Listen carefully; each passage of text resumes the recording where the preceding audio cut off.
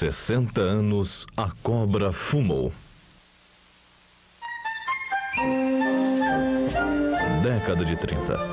A Alemanha ressurgia do caos econômico e social, oriundo da derrota sofrida na Primeira Grande Guerra. A liderança carismática de Hitler e a propaganda nazista despertaram o espírito guerreiro do povo alemão, inconformado com as duras condições impostas pelo Tratado de Versalhes e insuflado pelas reivindicações de reintegração do território alemão e pela evocação da superioridade racial. A mobilização industrial e a exacerbação do espírito germânico transformariam a Alemanha numa máquina de guerra que assombraria o mundo. Com a anexação da Áustria e da Tchecoslováquia, o ataque à Polônia e a posterior fulminante vitória alemã sobre o exército franco-britânico, o mundo perplexo compreendeu que se encontrava no limiar de uma nova guerra mundial, ainda mais violenta que a anterior. Uma tempestade viria a desabar sobre a humanidade. Era a Segunda Guerra Mundial.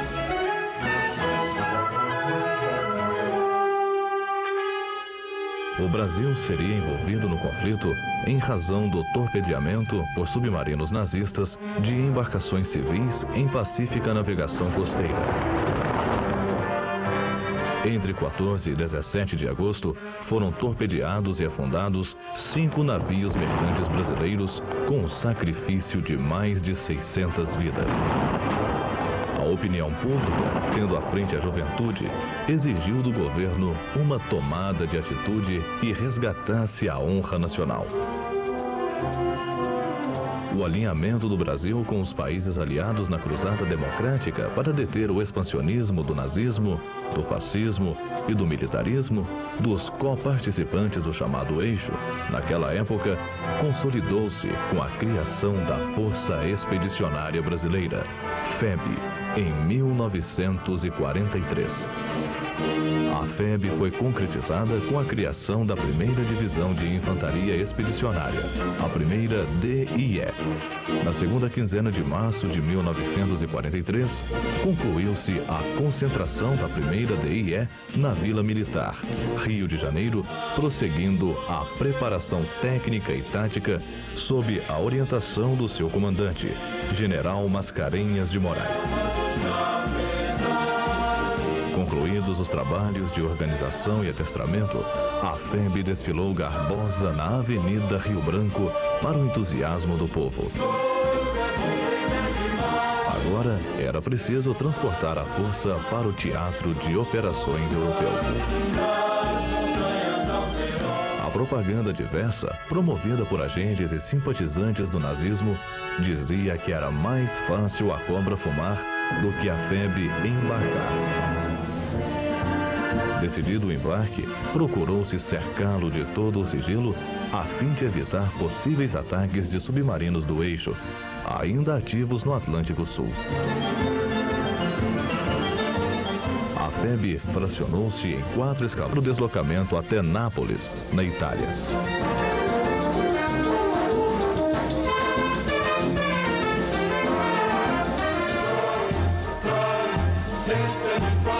O primeiro escalão chegou sem incidentes ao porto de Nápoles.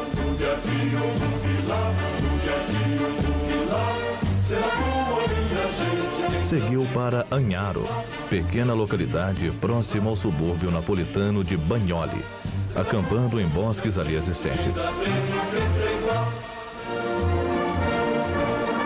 Dessa maneira, estava no continente europeu a primeira força latino-americana a combater em terras de ultramar. Com a ansiedade da tropa brasileira de entrar em ação, o general Mascarenhas de Moraes providenciou a sua transferência para Vada, distante 25 quilômetros da frente de batalha do Arno, onde, após o recebimento do material bélico moderno, seria submetida a intenso treinamento pelo período de 3 semanas. Em consequência, organizou-se o destacamento Força Expedicionária Brasileira sob o comando do general Zenóbio da Costa, para integrar as forças do 4º Corpo de Exército do 5º Exército Americano. A zona de ação atribuída ao destacamento FEB situava-se defronte aos contrafortes dos Apeninos, na parte considerada a mais difícil da frente aliada, que fazia face à linha de defesa formada por 2 exércitos alemães, denominada Linha Gótica. No dia 16, às 14h22, a artilharia abriu fogo pela primeira vez nas encostas do Monte Bastione, na região de Massarossa. Após duras jornadas, os soldados brasileiros conseguiram cerrar sobre os postos avançados da famosa linha gótica e atingiram o Monte Prano, em 26 de setembro.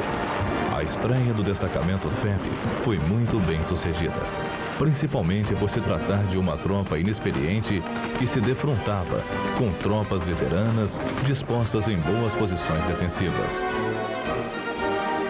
De 16 de setembro a 31 de outubro, a FEB progrediu 40 quilômetros, capturou 208 prisioneiros, conquistou as cidades de Massarossa, Camagnore, Monte Prano, Fornace, Gallicano, Castel Nuovo e Barga. Também sofreu 290 baixas.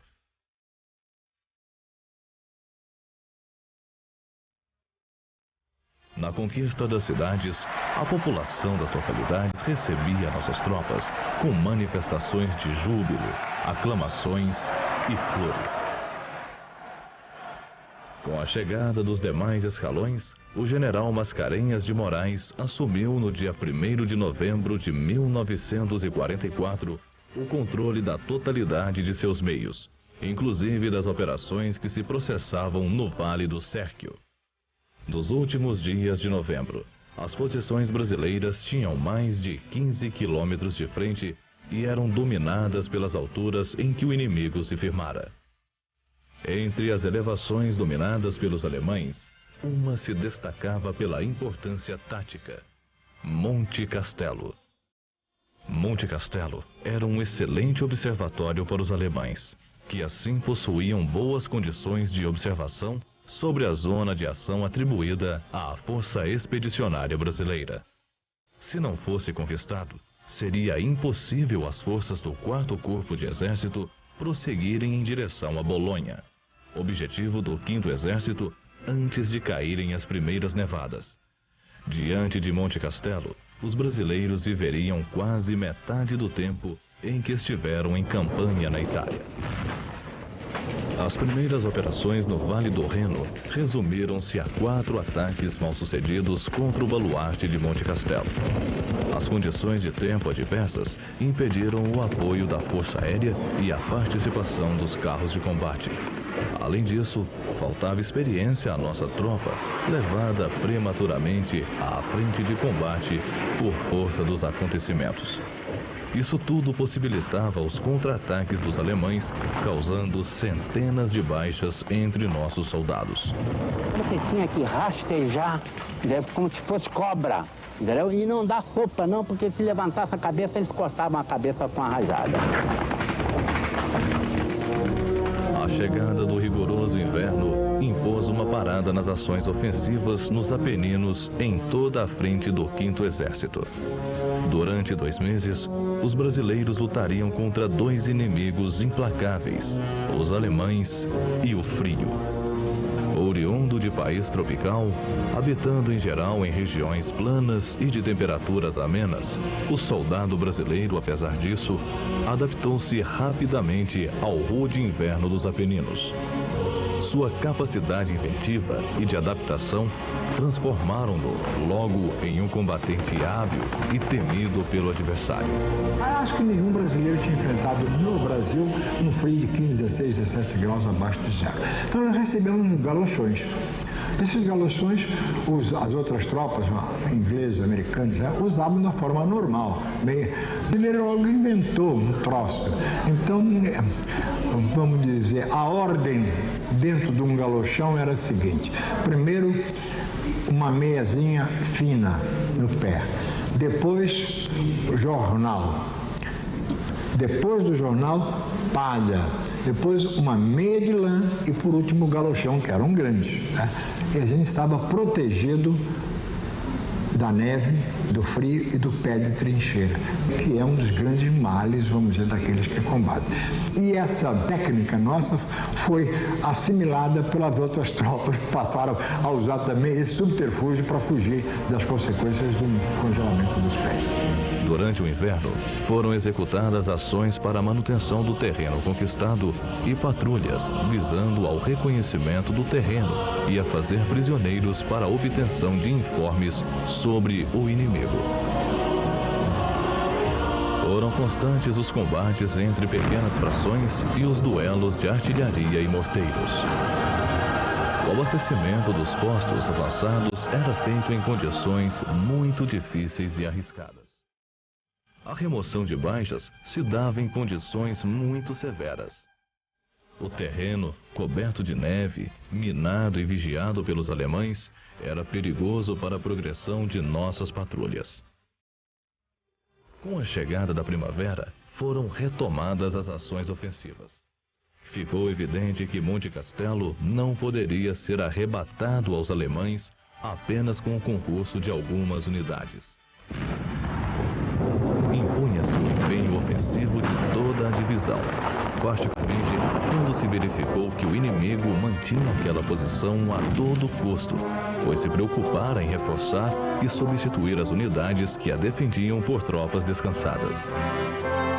Às 5h30 do dia 21 de fevereiro de 1945, com o apoio de forte barragem de fogos, foi desencadeado o ataque definitivo às posições alemãs em Monte Castelo e, com ardor combativo, nossos soldados apossaram-se daquelas posições estratégicas. Partimos de Gajo e de Guanela, às 8h da manhã, e às 17h30 foi tomado Monte Castelo. Monte Castelo, por sua importância, tornou-se a maior disputa entre brasileiros e alemães durante toda a nossa atuação na campanha da Itália. Em Monte Castelo, a FEB viveu o episódio mais emocionante de sua trajetória em território italiano e celebrou o seu primeiro combate vitorioso na Batalha dos Apeninos. Sorvedouro de centenas de vidas brasileiras, a conquista de Monte Castelo constituiu dever de consciência e imperativo da dignidade militar.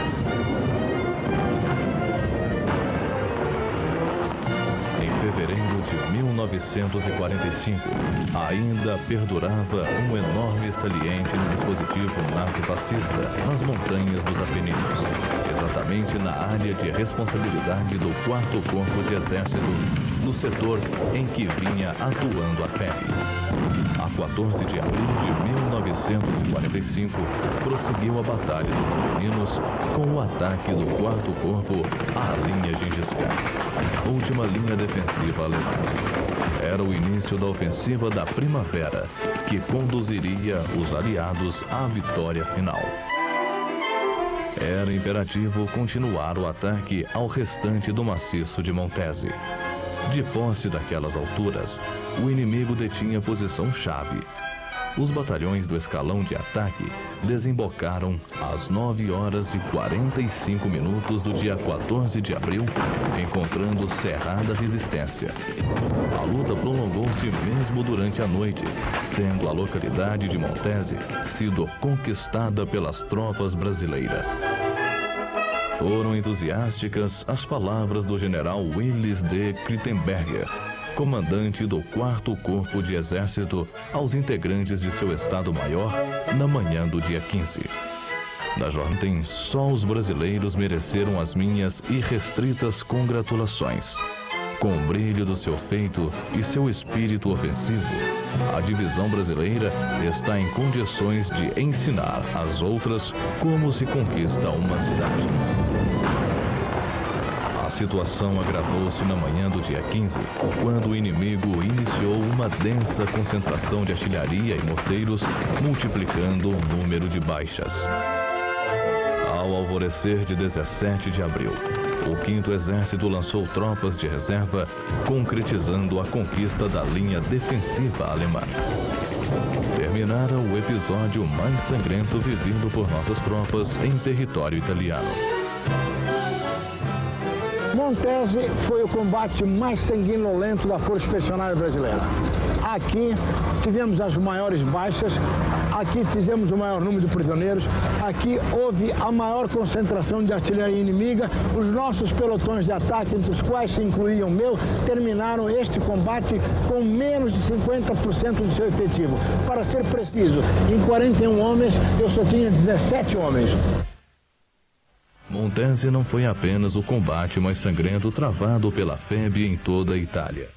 Foi também a conquista de uma região essencial, que veio a provocar o completo desmantelamento das defesas alemãs na linha Gengis Khan, facilitando o desembocar da tropa do 5º Exército na planície do Pó.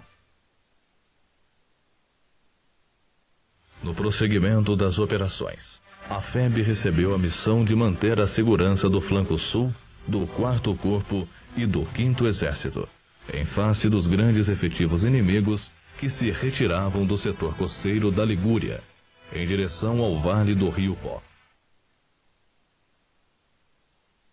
Foi detectado o deslocamento de grande coluna inimiga que, a partir de La Spezia, procurava por essa região atingir aquele vale.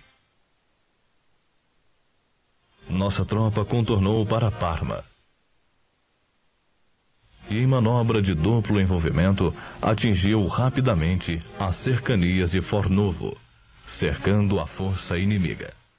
Os violentos combates que se estenderam durante a tarde e parte da noite, os alemães decidiram se render. As forças brasileiras renderam a 70ª Quadragésima 8ª Divisão de Infantaria, remanescentes da 90ª Divisão Panzer Alemãs e a Divisão Bersaglieri italiana. Eram 14.779 homens, cerca de 4.000 animais e 2.500 viaturas, das quais 1.000 motorizadas. Encerrava-se a epopeia da FEB. O Brasil cumprira o seu dever e seus soldados voltariam à pátria, cobertos de glória. Autoridades, familiares e o povo acorreram para o cais do porto do Rio de Janeiro para receber os seus heróis. Na Avenida Rio Branco, onde essa mesma força desfilara meses antes, sob o olhar de preocupação, tristeza e descrença de alguns, os soldados da FEB eram agora aclamados pela população, que, reconhecendo-lhes o valor, homenageava os bravos soldados brasileiros.